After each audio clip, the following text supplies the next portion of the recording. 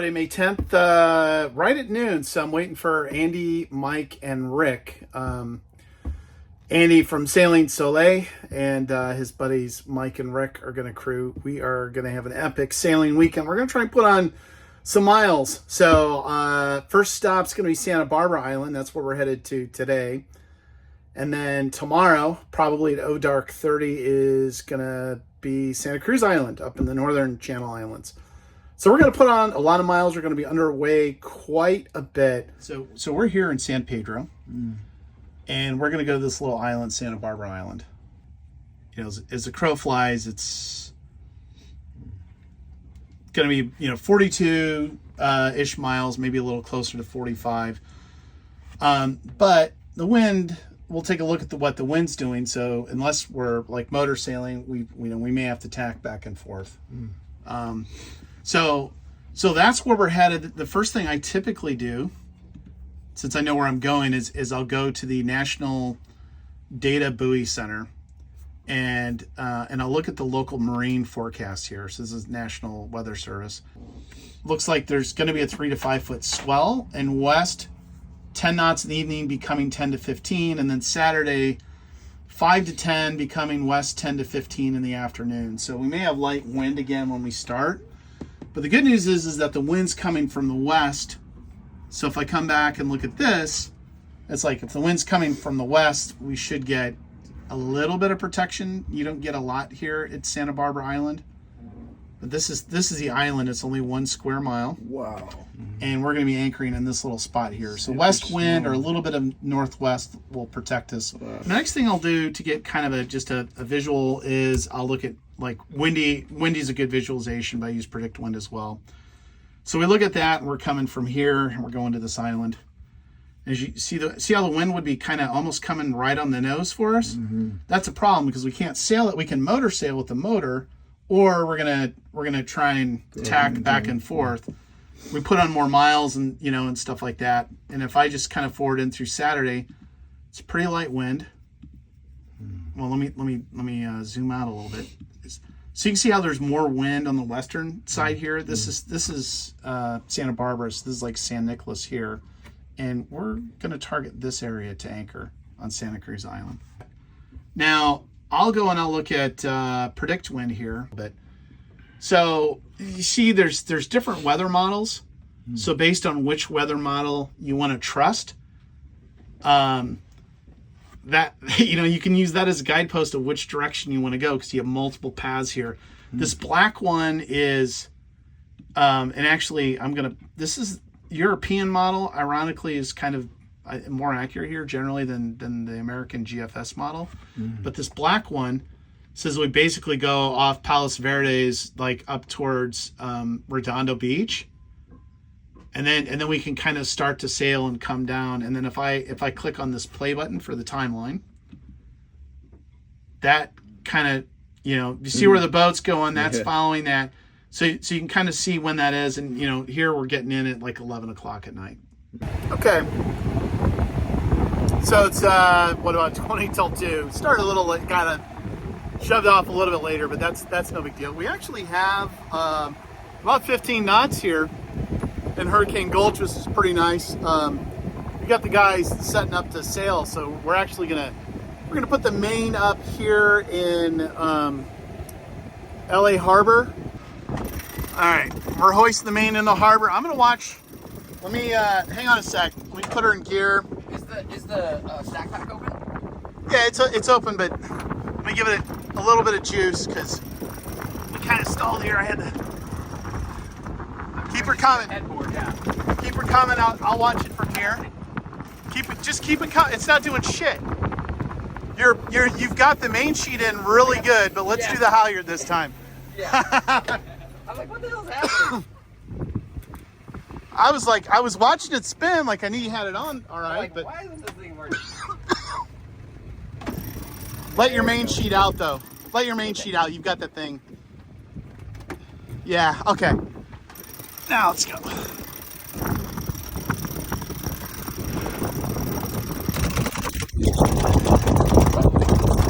Keep it coming. It's looking good. All right.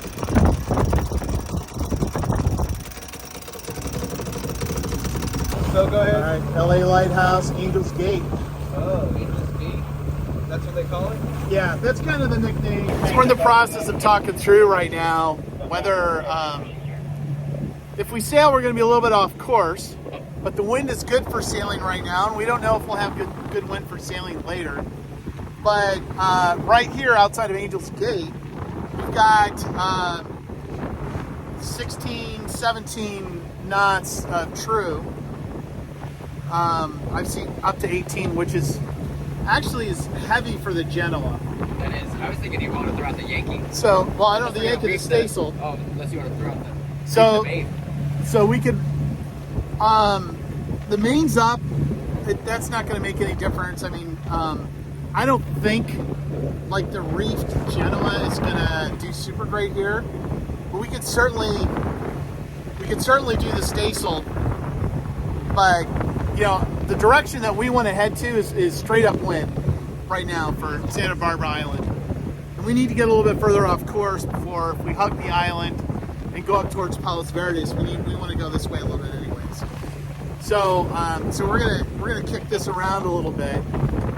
I'm gonna go ahead and try and take a steeper angle since we're off course and off the wind anyways, and then we'll see. Maybe we'll start with the staysail. All right, so we're motor sailing right now. We're making good speed over 6 knots. We're still about 35 degrees off course or so because we're not going straight up wind. Now we do have an issue with our sail trim, and let's take a look at that. All right, we just have the mainsail up. Now, what do we not like about the mainsail configuration? It's ballooned out pretty far. Well, so the ballooning out, and we can tighten the main sheet. We can take some twist out of it, so we don't like that. What else is not ideal with this? It's not that tight. So the luff, where we have scalloping in the luff, we want to fix that. So we need to crank on the halyard.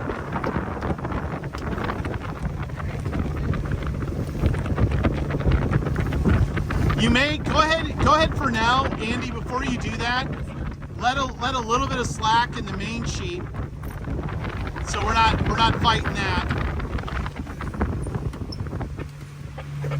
Say when. That's good for now. Hang on a sec. Go ahead and tighten that sucker up.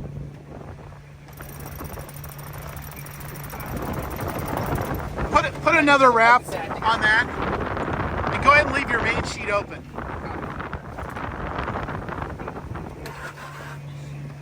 Okay. How's that looking for the halyard? One more little. That's pretty good. Okay.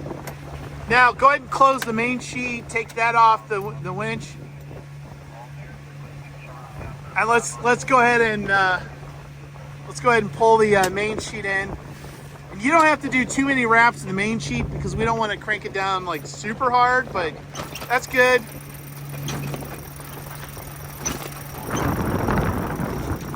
Might luff a little bit as you're bringing it in, but that's fine. Keep her coming. A little more. Let's keep her coming. A little bit more. That's pretty good. So you got that in reasonably tight, and that's going to take a lot of that twist out.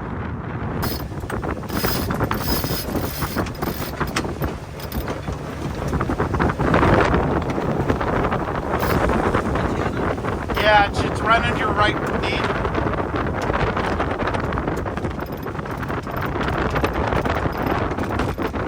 Keep her coming.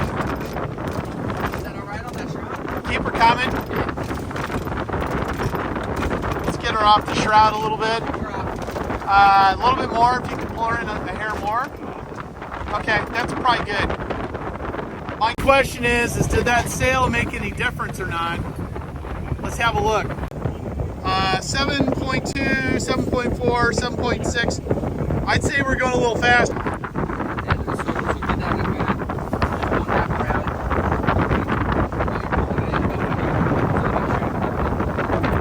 When it goes out there, it's going to start start having a lot of tension on it.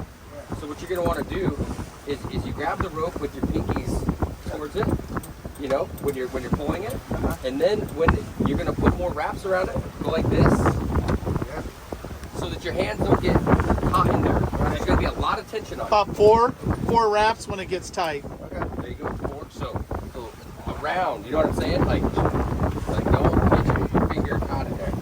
And then the last wrap goes on here first. Go on the lip first, and then around to the. Make sure it's on here, then here, and then it goes in there. Now it's gonna tail itself.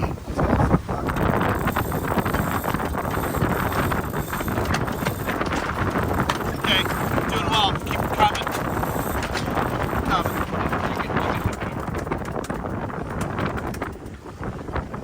Andy, if you want to take a look, and I get it about 8 inches off the spreaders and the shrouds, so we don't want to be. You're about 2.5 feet off. Yeah, keep it rolling. Shinko teague. So the Shinko teague basically asked them if they wanted us to pass the stern of them, and he just said, "We're going to maintain speed and course. You do what you got to do." I think we got the message loud and clear. So we had some fast work by the crew to tack.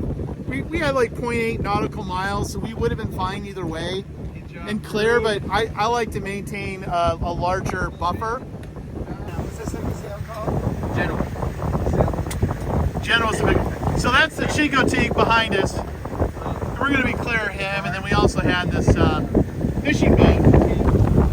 All right, so we're going right through the shipping lanes here. We've got the Chico teague right in front of us, so we're right behind him. And then we have another ship that I'm not getting their name on AIS yet off our port bow. So we went about 40 degrees to starboard. We're going to get past these guys, so we're kind of in the buffer zone, this dark area between the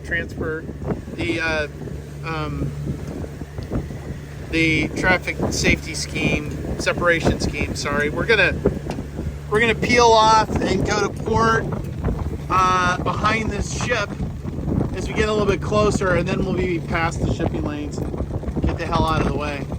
So I'm busy trying to keep the boat from sinking, and we had a pretty significant whale sighting right in front of us. I'm gonna guess a fin whale.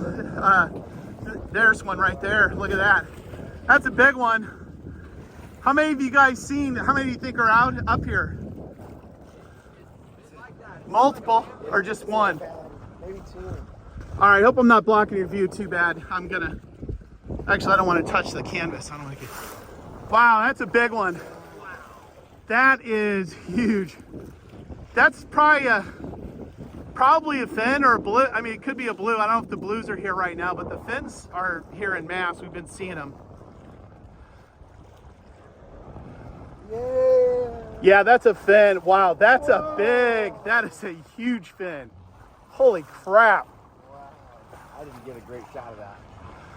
How'd you miss it? Like, you could have stepped on it, dude. So, I'm down below trying to sort out an issue, and Andy's yelling whale come up. I think there are multiple. I don't know how many. Holy crap. Is that one coming towards us? So we had we've got one right off our stern now. I don't know where it went. Fin whales, and these things are huge. At least the one that I got a really good look at. That sucker was an absolute monster.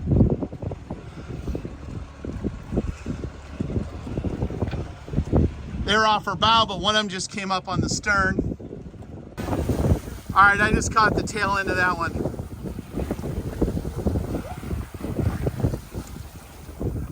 It's like they're encircling us, dude. Yeah. A little after 6 o'clock. Looks like we still have about 24 nautical miles to go.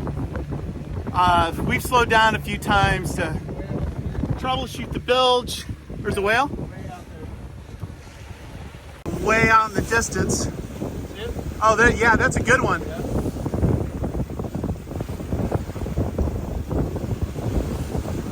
It's probably a few hundred meters out there between us and Catalina. This biggest piece of drama is I'm pretty well versed in where every through hole is on the boat, and above and below the water line. We're getting some water in under the aft berth. First we saw it on the cabin sole, and then the bilge pump was cycling and wouldn't shut off, so figured out there actually wasn't a lot of water that came in. There was a little bit, and there was already a little bit of standing water in the bilge, so it wasn't completely dry. So figured out what was going on there.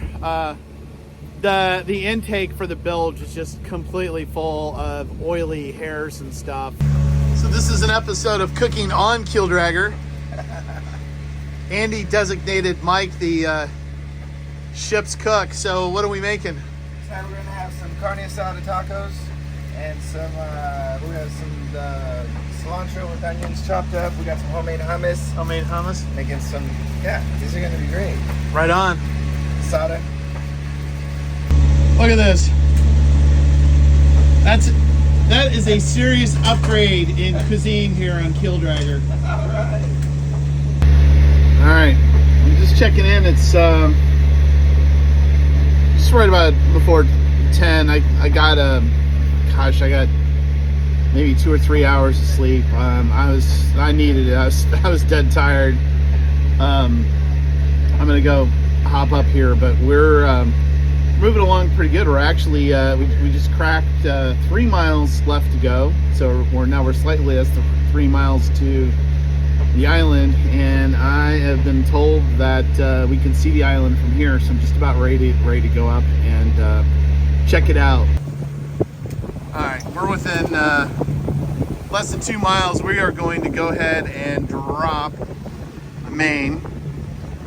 So yeah, if you want to open up the main sheet and just make sure that the halyard is clear, so it's going to run, so that it, you know, that we get a good drop with it. But whenever you're ready, I'm going to go ahead and just. I'm trying to get a picture of what's going on there. Yeah.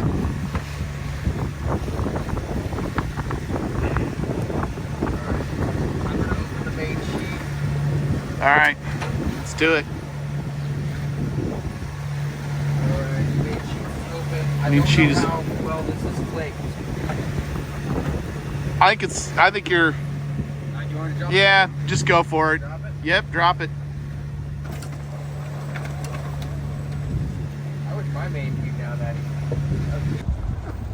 That's a fishing. So this fishing boat was coming right up towards us to the last minute. I was just getting ready to give him the 5 horns.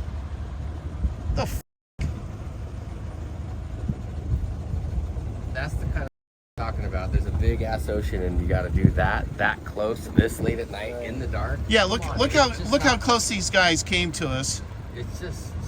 All right, 11 p.m. update. We're on the hook, Santa Barbara Island. We're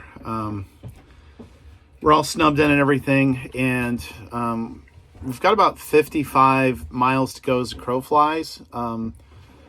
We decided we want to try and get there before it gets too late tomorrow. At 5.6 knots, which is my average planned speed, that's going to be about 10 hours roughly. We're going to wake up at 2, and then we'll get underway after that. So maybe we'll be on the road by 2:30 or something like that in the morning. So we'll all get a few hours sleep, and then we'll get up and we'll start hauling ass. We're in 57.2 feet. Let me zoom in here and show you where we're at. This little island of Santa Barbara, it's only 1 nautical square mile, so we're right here. We're a little distance off of Santa Barbara, so it's not like we're up super close. And then there's like 3 or 4 boats over here to our port, a pretty decent distance. So we've got plenty of room to swing here. As I zoom out, you can see we are going to go this way towards Santa Cruz. And then as we get into Santa Cruz, just about 55 nautical miles away, we'll look at the weather conditions. But I am keen to go to this spot right here, where I've been to before, which is Coach's Prietos or Albert's.